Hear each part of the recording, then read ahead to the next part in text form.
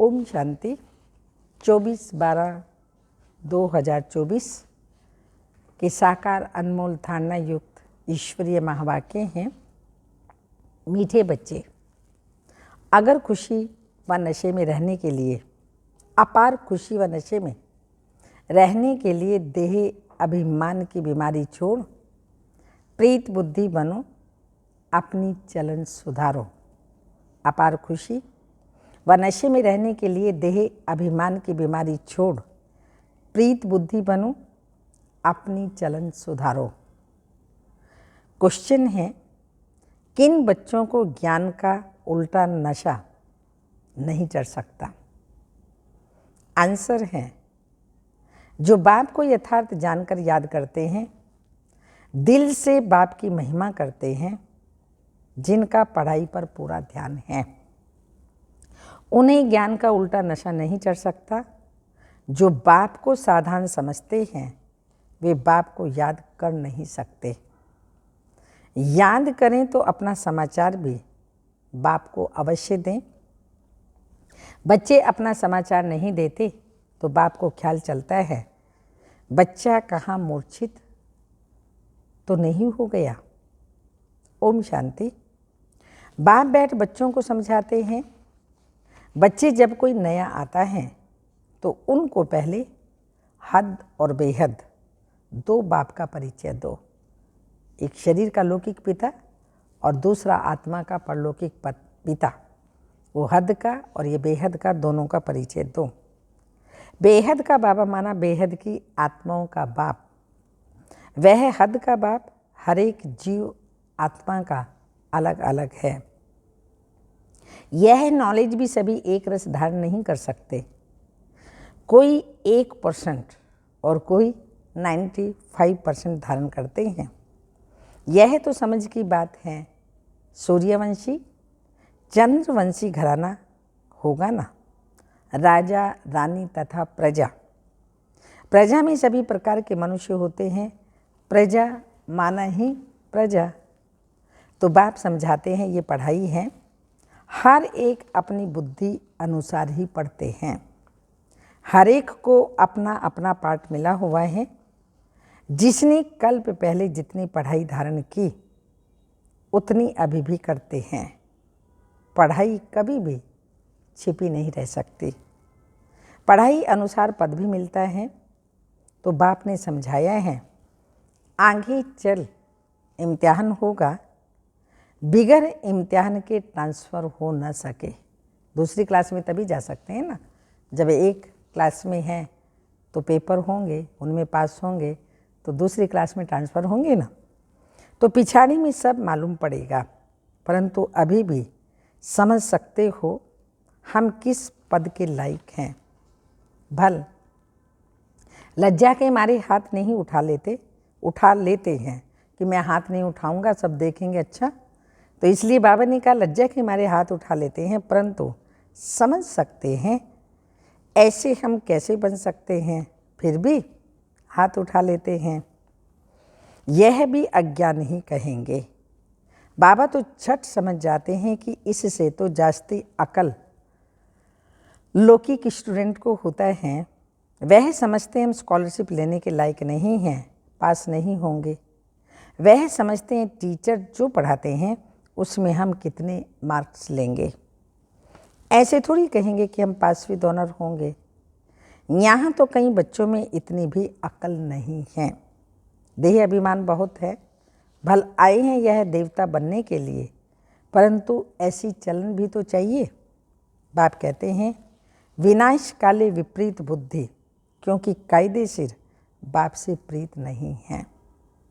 बाप तुम बच्चों को समझाते हैं कि विनाश काले विपरीत बुद्धि का यथार्थ अर्थ क्या है। बच्चे ही पूरा नहीं समझ सकते तो फिर वह क्या समझेंगे। बाप को याद करना, यह तो हुई गुप्त बात। पढ़ाई तो गुप्त नहीं है ना। पढ़ाई में भी नंबर वार होते हैं, एक जैसा थोड़ी पढ़ेंगे। बाबा समझाते हैं, अभी तो बेबी हैं। ऐसे बेहद के बाप को 3-3, 4-4 मास याद नहीं करते हैं। मालूम कैसे पड़े कि याद करते हैं?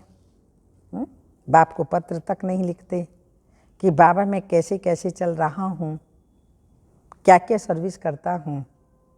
बाप को बच्चों की कितनी फिक्र रहती है कि कहाँ बच्चा मूर्छित तो नहीं हो गया, कहाँ बच्चा मर तो नहीं गया। कोई तो बाबा को कितना अच्छा अच्छा सर्विस समाचार लिखते हैं। बाप भी समझते हैं बच्चा जीता है। सर्विस करने वाले बच्चे कभी छिप नहीं सकते। बाप तो हर बच्चे का दिल लेते हैं कि कौन सा बच्चा कैसा है। देह अभिमान की बीमारी बहुत कड़ी है। देह के भान में रहते हैं तो ये भी एक बहुत बड़ी बीमारी है जो बाबा कहते बड़ी कड़ी है। बाबा मुरली में समझाते हैं, कईयों को तो ज्ञान का उल्टा नशा चढ़ जाता है, अहंकार आ जाता है, फिर याद भी नहीं करते, पत्र भी नहीं लिखते हैं बाबा को, पत्र भी नहीं लिखते तो बाप भी याद कैसे करेंगे।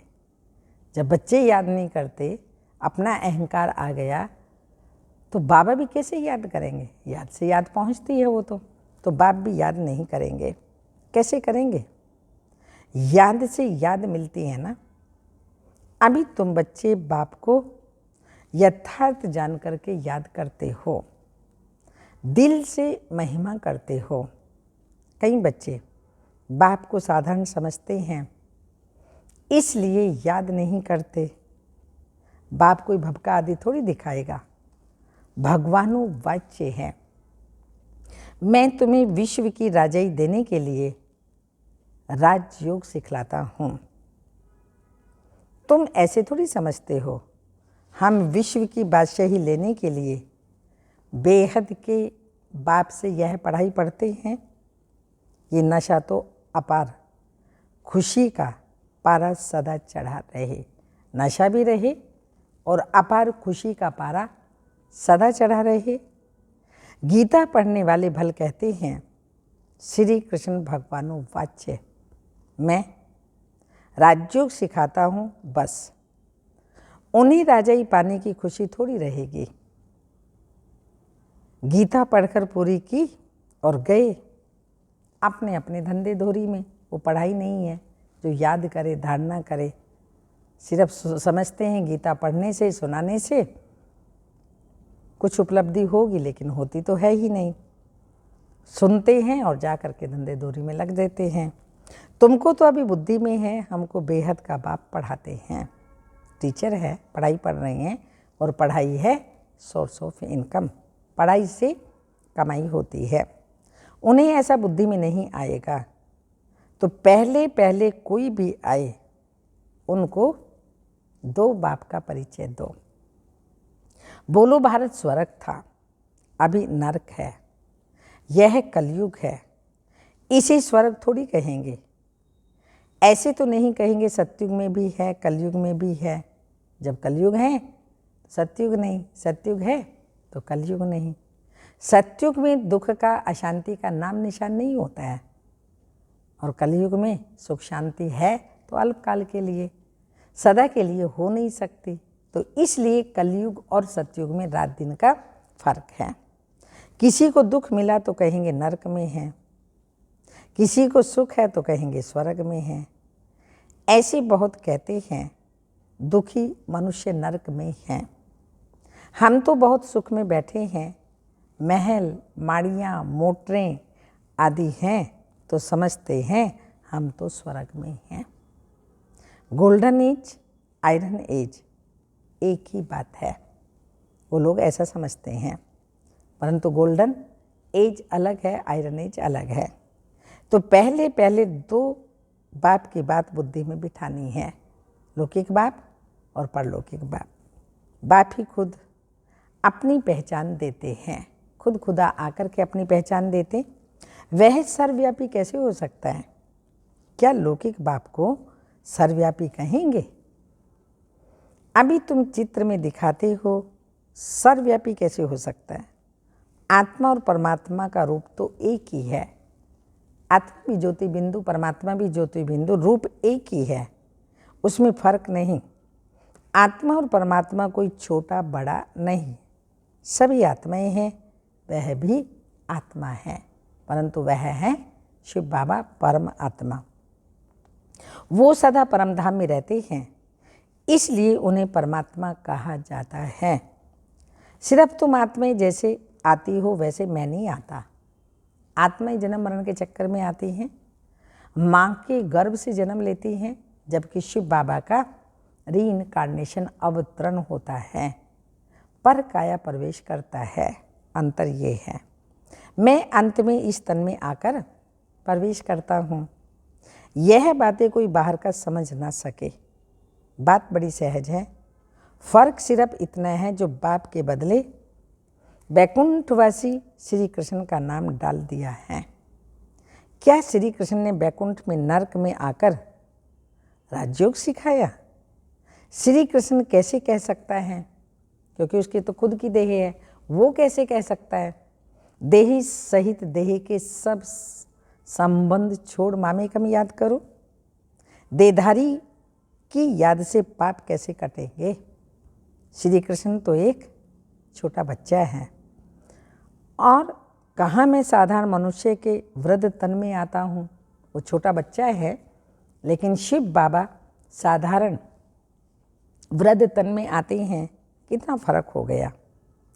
इस एकज भूल के कारण सभी मनुष्य पतित कंगाल बन गए हैं। मैं न सर्वव्यापी हूँ, न श्री कृष्ण सर्वव्यापी है। हर शरीर में आत्मा सर्वव्यापी है। मुझे तो अपना शरीर भी नहीं है। हर आत्मा को अपना अपना शरीर है। नाम हर एक शरीर पर अलग अलग पड़ता है। ना मुझे शरीर है और ना मेरे शरीर का कोई नाम है। मैं तो बूढ़ा शरीर लेता हूँ, तो इसका नाम बदल करके ब्रह्मा रखता हूँ। मेरा तो ब्रह्मा नाम नहीं है, मुझे सदा शिव ही कहते हैं। मैं ही सर्व का सद्गति दाता हूँ। आत्मा को सर्व का सद्गति दाता नहीं कहेंगे, तो परमात्मा की कभी भी दुर्गति नहीं होती। शरीर ही नहीं लेता है तो दुर्गति कैसे होगी? है ही सदा सद्गति दाता, तो दुर्गति कैसे होगी? आत्मा की ही दुर्गति और आत्मा की ही सद्गति होती है। यह सभी बातें विचार सागर मंथन करने की हैं, नहीं तो दूसरों को कैसे समझाएंगे। परंतु माया ऐसी दुस्तर है जो बच्चों की बुद्धि आगे नहीं बढ़ने देती। दिन भर झंगमुई झंगमुई में ही टाइम वेस्ट कर देते हैं। बाप के पिछाड़ने के लिए, बाप से बिछड़ने के लिए माया कितना फोर्स करती है। ये भगवान से दूर हो जाएं, उसको याद ना करें, तो माया क्या करती है? पिछाड़ती रहती है, दूर करती रहती है। फिर कई बच्चे तो टूट पड़ते हैं। बाप को याद ना करने से अवस्था अचल अडोल नहीं बन पाती। बाप घड़ी घड़ी खड़ा करते हैं और माया गिरा देती है। बाप कहते कभी हार नहीं खानी, कल्प कल्प ऐसा होता है। कोई नई बात नहीं है। माया जीत अंत में बन ही जाएंगे। रावण राज्य खलास होना ही है, फिर हम नई दुनिया में राज्य करेंगे। कल्प कल्प माया जीत बने हैं। अनगिनत बार नई दुनिया में राज्य किया है।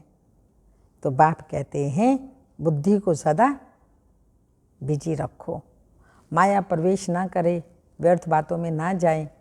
इसलिए बुद्धि को बिजी रखेंगे तो व्यर्थ मुक्त बन जाएंगे। बुद्धि को सदा बिजी रखो तो सदा सेफ रहेंगे, माया से सेफ रहेंगे। इसको ही स्वदर्शन चक्र कहा जाता है। बाकी इसमें हिंसा आदि की तो बात ही नहीं है। ब्राह्मण ही स्वदर्शन चक्रधारी होते हैं। देवताओं को स्वदर्शन चक्रधारी नहीं कहेंगे। पतित दुनिया की रस्म रिवाज और देवी देवताओं की रस्म रिवाज में बहुत अंतर है। मृत्युलोक वाले ही पतित पावन बाप को बुलाते हैं। हम पतितों को आकर के पावन बनाओ, पावन दुनिया में ले चलो, नरकवासी ही पुकारते हैं। तुम्हारी बुद्धि में है आज से 5000 वर्ष पहले नई पावन दुनिया थी जिसको सत्युग कहा जाता है। त्रेता को नई दुनिया नहीं कहेंगे, बाप ने समझाया है। वह है फर्स्ट क्लास और त्रेता है सेकंड क्लास। जैसे first AC, second AC, third AC होती है, तो सत्युग फर्स्ट क्लास और त्रेता सेकंड क्लास। एक एक बात अच्छी रीति धारण करनी चाहिए। जो कोई आकर सुने तो वंडर खाए, कितना अच्छा जीवन है, कैसे प्यार से बोलते हैं, मीठा बोलते हैं, इतना अच्छा ज्ञान सुनाते हैं, तो सुन करके देख करके वंडर खाएं। कोई कोई वंडर भी खाते हैं, परंतु फुर्सत नहीं जो पुरुषार्थ करें। फिर सुनते हैं पवित्र जरूर बनना है।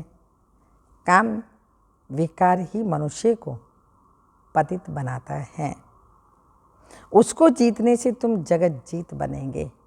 काम महाशत्रु है जो नरक में ले जाता है, तो काम को जीतने से ही जगत जीत बनेंगे, परंतु काम विकार उन्हों की जैसे पूंजी है, इसलिए वह अक्षर नहीं बोलते, सिर्फ कहते मन को वश में करो।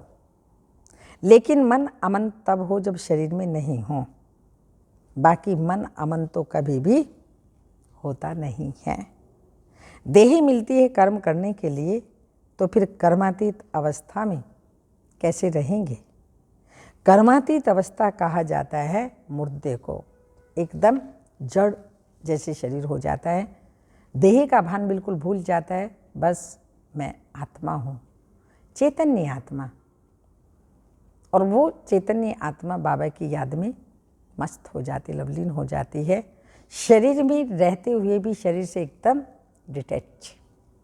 इसलिए बाबा ने कहा जैसे मुर्दा, जीते जी मुर्दा अवस्था शरीर से डिटैच। बाप तुमको शरीर से न्यारा बनने की पढ़ाई पढ़ाते हैं। कौन सी पढ़ाई है ये? शरीर से न्यारा बनने की पढ़ाई, अर्थात अपने को आत्मा समझना, देह और देह की दुनिया को भूल जाना। शरीर से आत्मा अलग है। आत्मा परमधाम की रहने वाली है। आत्मा शरीर में आती है तो उसे मनुष्य कहा जाता है। शरीर मिलते हैं कर्म करने के लिए, एक शरीर छोड़ फिर दूसरा शरीर कर्म करने के लिए लेना है। शांति तो तब हो जब शरीर में नहीं है। मूल वतन में कर्म होता नहीं। सूक्ष्म वतन की तो बात ही नहीं है, क्योंकि सूक्ष्म वतन केवल संगम युग पर ही होता है। इसलिए बाबा ने कहा सूक्ष्म वतन की तो बात ही नहीं। सृष्टि का चक्र यहाँ फिरता है। बाप और सृष्टि चक्र को जानना है, इसको ही नॉलेज कहा जाता है। सूक्ष्म वतन में ना सफ़ेद पोषधारी हैं, ना सजे सजाए और ना नाग बलाए पहनने वाले शंकर आदि होते हैं। शंकर को ये सब कुछ पहने हुए दिखाते हैं ना, तो बाबा ने कहा शंकर हैं सूक्ष्म वतनवासी, क्योंकि ब्रह्मा विष्णु शंकर तीनों सूक्ष्म वतनवासी हैं। तो वहाँ पर तो ये नाग बलाए होते ही नहीं हैं। तो यहाँ जो दिखाते हैं वो वहाँ पर नहीं होता, वो है अशरीरी अवस्था का प्रतीक। तो शंकर सूक्ष्म वतन में होता है, तो वहाँ तो नाग बलाए होते ही नहीं। बाकी ब्रह्मा और विष्णु का राज बाप समझाते रहते हैं। ब्रह्मा यहाँ हैं, विष्णु के 2 रूप भी यहाँ हैं। वह सिर्फ साक्षात्कार का पार्ट ड्रामा में है, जो दिव्य दृष्टि से देखा जाता है। क्रिमिनल आँखों से पवित्र चीज़ दिखाई ना पड़े। क्रिमिनल आँखें हैं तो कोई भी कलयुगी दुनिया की पतित अपवित्र चीज़ दिखाई नहीं पड़ सकती। अच्छा, मीठे मीठे सिक्के लदे बच्चों प्रति माता पिता बाप दादा का याद प्यार। Good morning, diamond morning. रूहानी बाप की रूहानी बच्चों को नमस्ते। हम रूहानी बच्चों की रूहानी माता पिता बाप दादा को याद प्यार। गुड मॉर्निंग डायमंड मॉर्निंग, ओम नमस्ते। धारणा के लिए मुख्य सार हैं अपने आप को सदा सेफ रखने के लिए बुद्धि को विचार सागर मंथन में बिजी रखना है, स्वदर्शन चक्रधारी बन करके रहना है, बनना नहीं बन करके रहना है। झरमुई झंगमुई में अपना समय नहीं गंवाना है। सेकंड पॉइंट, शरीर से डिटैच रहने की पढ़ाई जो बाप पढ़ाते हैं वह पढ़नी है। माया के फोर्स से बचने के लिए अपनी अवस्था अचल अडोल बनानी है। माया के फोर्स से बचने के लिए अपनी अवस्था अचल अडोल बनानी है। वरदान है ब्रह्मा बाप समान, लक्ष्य को लक्षण में लाने वाले प्रत्यक्ष सैंपल बन सर्व के सहयोगी भव। सहयोगी भव, सर्व के सहयोगी भव। स्पष्टीकरण, जैसे ब्रह्मा बाप ने स्वयं को निमित्त एग्जाम्पल बनाया, सदा यह लक्ष्य लक्षण में लाया, जो ओटे सो अर्जुन। इसी से नंबर 1 बने, तो ऐसे फॉलो फादर करो। कर्म द्वारा सदा स्वयं जीवन में गुण मूर्त बन, प्रत्यक्ष सैंपल बन, औरों को सहज गुण धारण करने का सहयोग दो। इसको कहते हैं गुण दान। दान का अर्थ है सहयोग देना। कोई भी आत्मा अब सुनने की बजाय प्रत्यक्ष प्रमाण देखना चाहती है, तो पहले स्वयं को गुण मूर्त बनाओ। स्लोगन, सर्व की निराशाओं का अंधकार दूर करने वाले ही ज्ञान दीपक हैं। सर्व की निराशाओं का अंधकार दूर करने वाले ही ज्ञान दीपक हैं। अव्यक्त इशारा है।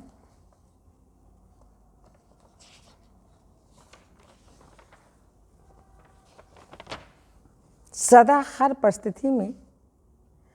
परिस्थिति बदले, लेकिन स्थिति नहीं बदले। स्थिति सदा खजानों से संपन्न और संतुष्ट रहे, तो परिस्थिति आएगी और चली जाएगी।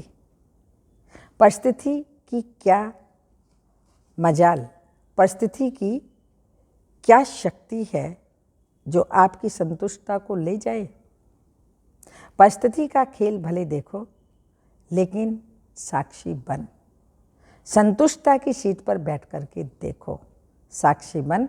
संतुष्टता की सीट पर बैठ करके हर परिस्थिति को देखो। ओम शांति।